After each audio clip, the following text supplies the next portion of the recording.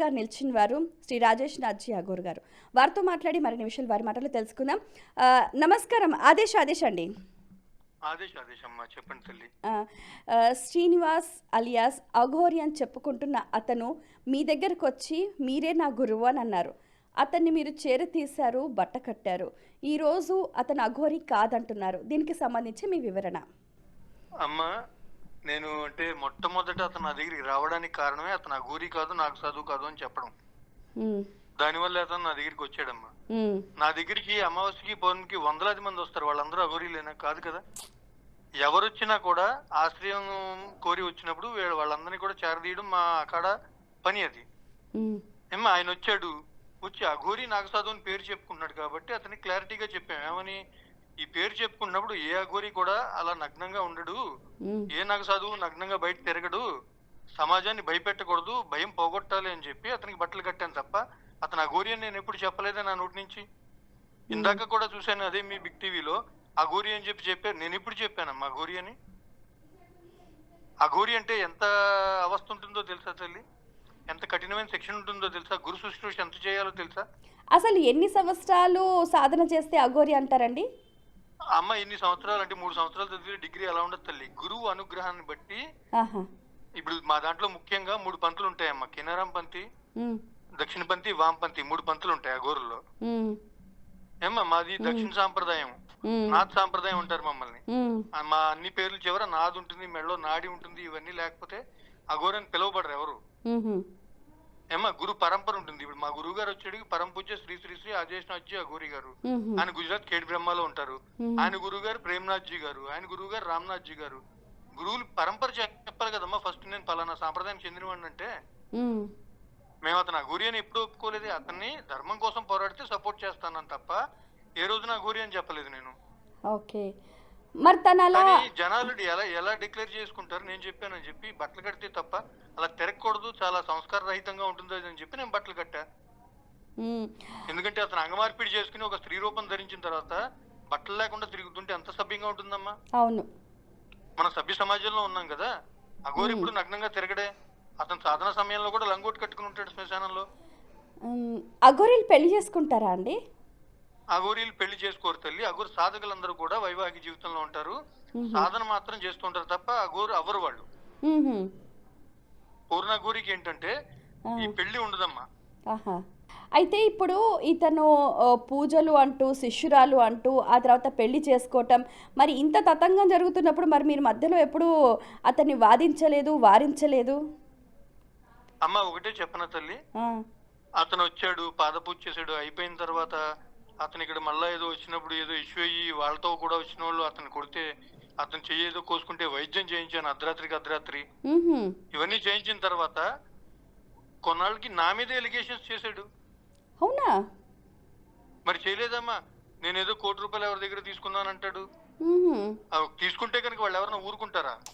నేనేమో ఈ ఆడవాళ్ళు ఎలా అంటారు, ఆ పక్కన ఉన్న వర్షిణితోటి ముసుగేసి మాట్లాడించాడు.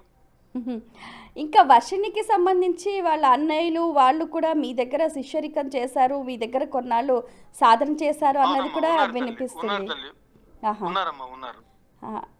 ఓకే, ఎందుకంటే ఇక్కడ ఒకళ్ళు ఉండరమ్మా, ఎవరో ఒకళ్ళు వచ్చి ఇప్పుడు శ్రీనివాస్ దగ్గర ఈ పిల్ల ఒకతే ఉన్నట్టు ఇక్కడ ఒకళ్ళే ఉండరు. చాలా మంది శిష్యులు ఉంటారు, అందరూ కలిపి సాధన చేసుకుంటూ ఉంటారు. అందరూ వాళ్ళ జీవితాల్లో వాళ్ళ వృత్తులు కూడా చేసుకుంటూ ఉంటారు. ఇప్పుడు ఈ శ్రీనివాస్ అనే వ్యక్తి అఘోరి అంటూ ఇంత నానా భ్రష్టు పట్టించాడు అంటే సమాజానికి సంబంధించి ఒక వ్యతిరేక దిశగా. ఒకటే అఘోరి అంటే ఖచ్చితంగా పరంపర చెప్పాలి, తన ఏ పంతికి సంబంధించిన వాడో చెప్పాలి, దాని వివరాలన్నీ ఉంటాయి. అవన్నీ చెప్పకపోతే అఘోరి కాదు. మాకు సంబంధించిన ఏ అఖాడాకి ఇతని ప్రవేశం లేదు. అఖాడాల్లో లేనప్పుడు మేము అఘోరాన్ని ఎలా ఒప్పుకుంటాం? ఓకే, మరి ఇప్పుడు ఈ శ్రీనివాస్ అసలు అఘోరినే కాదు అని చెప్పి మీరు ఒక పత్రం ఇచ్చారు. అసలు ఈ పత్రం కూడా ఫేక్ అని కొంతమంది అంటున్నారు. అంటే మీ సంస్థకు మీ పరిధిలో ఉన్న దానికి సంబంధించి మీరే ఇచ్చారు అని చెప్పి కొంతమంది ప్రచారం చేస్తున్నారు. ఇది నేను ఇవ్వడం కదమ్మా, గుజరాత్ ఖేడ్ బ్రహ్మ నుంచి ఆదేశ్ నాథ్ గారు. ఎందుకంటే మేము ఇక్కడ ఈ సంస్థని, మా అఘోరు సాంప్రదాయం ఏంటంటే తల్లి, ఇప్పటిదాకా రిజిస్టర్డ్ ఆర్గనైజేషన్ లేదు మాకు. మేము దశాబ్దాలుగా సాధన చేసుకుంటూ పోతున్నాం తప్ప, సమాజంలో మా బాధ్యత ఏంటో చూసుకుంటూ పోతున్నాం తప్ప రిజిస్టర్ ఆర్గనైజేషన్ పెట్టుకోవాలా. ఎప్పుడైతే నన్ను ఉప ప్రముఖగా ఎన్నుకున్న తర్వాత మనం రిజిస్టర్డ్ గా వెళ్దాం, ఒక సిస్టమేటిక్ గా వెళ్దాం అని చెప్పి గురువు గారితో మా నాన్నగారితో మాట్లాడిన తర్వాత ఆయన రిజిస్ట్రేషన్ చేయించమన్నప్పుడు నేను తణుకులో చేయించడం జరిగింది ఆర్గనైజేషన్ రిజిస్ట్రేషన్. ఓకే. ఏమా దానికి గవర్నమెంట్ గుర్తింపు ఉంది, లేకపోతే చేయదు కదా. మాకు ప్రతి కుంభమేళాలో మాకు కొంత స్థలం కేటాయిస్తారు, మాకు ఇవ్వాల్సినవన్నీ ఇస్తారు, జనాలకు వచ్చే భక్తులందరికీ భోజనం పెట్టాక మాకు అన్ని కొంత సామాన్ కూడా వాళ్ళు ఇస్తారు. ఏ గుర్తింపు లేకపోతే ప్రభుత్వం అంత చేస్తుందమ్మా. ఇప్పుడు నాకు నేను పెట్టుకున్నదో దాని అధ్యక్షుడు ఎవరు? ఆదేశ్ నజ్జీ అఘోరి గారు. అందులో నేను ఉపాధ్యక్షుడిని అంతే. దాని తర్వాత కింద వివిధ స్థాయిలు ఉంటాయి. నిర్ణయం తీసుకోవాలంటే మన భారతదేశంలో ఉన్న ప్రతి రాష్ట్రానికి సంబంధించిన ప్రముఖతోటి మాట్లాడుకుని అధ్యక్షుడు నిర్ణయం తీసుకుంటారు. ఇంత పెద్ద వ్యవస్థని ఫేక్ అలా ఎలా చెప్పగలుగుతారు ఫేక్ అని? ఒక సంస్థ వాళ్ళు అంటున్నారు అన్నమాట. అదే ఏ సంస్థమా ఫేక్ అని ఎలా అంటారు? ఆ సంస్థ అది కరెక్ట్ అయితే దాన్ని మేము ఫేక్ అంటలేదు కదా. ఎస్. అయితే మీరు ఇప్పుడు ఒక వ్యక్తి ఇలా పేరు చెప్పుకుంటూ ఇంత అరాచకం సృష్టిస్తున్నప్పుడు ఇప్పుడు అతను కాదని తెలిసిన తర్వాత ఇప్పుడు అతను ఎటువంటి శిక్షకు పాత్రుడు అంటారు? అమ్మ ప్రభుత్వాలు ఉన్న చట్టాలను అతను చేసిన ప్రతి నేరం తెలుసు. జర్నలిస్ట్ కాలు విరగొట్టాడు. అవును. ఏమా పోలీసు వాళ్ళని దూషించాడు, వాళ్ళ మీద కొట్టడానికి వెళ్ళాడు, ఎవరినో కత్తితో బెదిరించాడు. అసలు చెయ్యని అఘాయిత్యం అంటూ ఏది లేదు అసలు. ఒకటి తల్లి, అదే అఘోరని భయపడిన ఈ డిపార్ట్మెంట్లు ఇవన్నీ కూడా వాడు వచ్చి ఇక్కడ తణుకులో పెట్రోల్ పోసుకుని నానా యాగి చేస్తే నా మీద కేసు కట్టి ఎఫ్ఐఆర్ కట్టారు. మరి నేను అఘోరని కాదా? నేను 20 సంవత్సరాల నుంచి లేదు నాకు ఇక్కడ. ఎంతమంది వచ్చి భోజనం చేయట్లేదు, ఎంతమంది కష్టాలు తీర్చుకోవట్లేదు ఇక్కడికి వచ్చి. ఒకటి తల్లి, అతను చేసే ప్రతి పని చాలా ప్లాన్ గా చేసుకున్నాడు. అంత హైప్ అయ్యాడు, మీడియాని అడ్డం పెట్టుకున్నాడు. ఎక్కడికి వెళ్తున్నా ఫస్ట్ మీడియాకి పోలీసులకి ఫోన్ చేసుకుంటాడు. ఏ పని చేస్తున్నా అతను నేను ఇది పడగొట్టేస్తానన్న వెంటనే వాళ్ళే వచ్చి ఆపేయాలి, ఇతని పేరు హైలైట్ అవ్వాలి. అసలు ఇంతకీ అసలు అతని మెయిన్ కాన్సెప్ట్ ఏంటంటారు? అంటే ఈ వేషధారణ చేయటము, ఇలా ఈ అమ్మాయిని ట్రాప్ చేయడము, ఇలా పెళ్లి చేసుకోవటం, అంటే దీని వెనకాల ఉన్న అసలు రహస్యం ఏంటంటారు? ఇంతకు ముందే ఇంకొక అమ్మాయి పెళ్లి చేసుకుందా అని చెప్తున్నారు కదా తల్లి. ఏ అమ్మాయి ఏంటి? అతను నైజం అర్థం కావట్లేదు దాన్ని బట్టి. అంతే కదా తల్లి. ఇలాంటి చేశారమ్మా ఇక్కడికి వచ్చి ఇక్కడే అన్న ఇక్కడ భోజనం చేసి ఇక్కడ ఉండి ఎన్ని చేసి ఎన్ని ఎలిగేషన్స్ చేశాడు అతను నా మీద. ఇప్పుడు ఇలాంటి వాళ్ళని ఊరికనే వదిలేస్తే రేపు ఇంకొక శ్రీనివాస్ తయారయ్యే అవకాశం ఉంటుంది కదా, మరి దానికి మీరేమంటారు? అంటే ఈ వాటికి రెడీ అయ్యి ఉంటారంటారా? బోళ మంది రెడీ అయ్యి ఉంటారు ఇదే విధానం చూసి. కామెంట్లు కూడా చూడండి అమ్మా, మేము కూడా ఇలా అయిపోతే వదిలిపోతుంది, మాకు లక్షలు బ్యాంకులో డబ్బులు వేస్తారు, ఇవే చెప్తున్నారు కదా.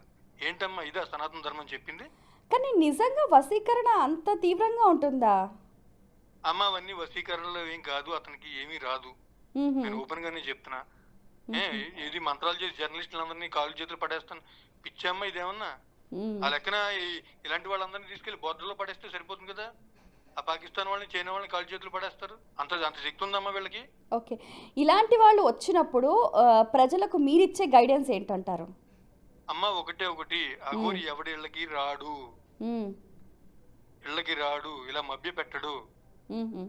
మీ ఒకటే గుర్తు పెట్టుకోండి అమ్మా, ఆ శ్రీనివాస్ అయినా నా దగ్గరికి వచ్చాడు తప్ప నేను వెళ్ళాను అతని దగ్గరికి లేదు.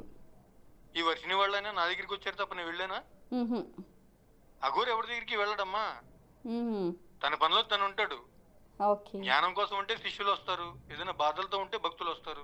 ప్రజలకు మీరిచ్చే అవేర్నెస్ ఏంటండి భవిష్యత్తులో ఇలాంటివి అని చెప్పి?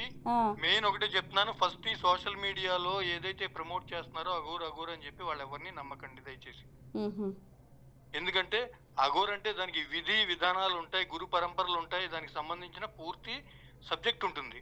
అవన్నీ లేకుండా ఎవరిని పడితే వాళ్ళని తీసుకొచ్చి అఘోరని చూపించి ఎస్టాబ్లిష్ చేసిన వెంటనే వాడు వెనకాల పడిపోవడం, డబ్బులు పోగొట్టుకోవడం, నానా నరకం చూడడం ఎందుకు వచ్చిందో? ఆ తల్లిదండ్రులు ఎంత బాధపడుతూ ఉంటారు ఈ రోజు. అంటే ఇప్పుడు కొన్ని నెలలుగా జరుగుతున్నా కూడా ఎవరు అడ్డుకట్ట వేయలేకపోయారు అతని చర్యలకి. అడ్డుకట్ట వేయలేకపోయారంటే ప్రభుత్వాలు ఏం చేస్తున్నాయమ్మా, పోలీసులు ఏం చేస్తున్నారు?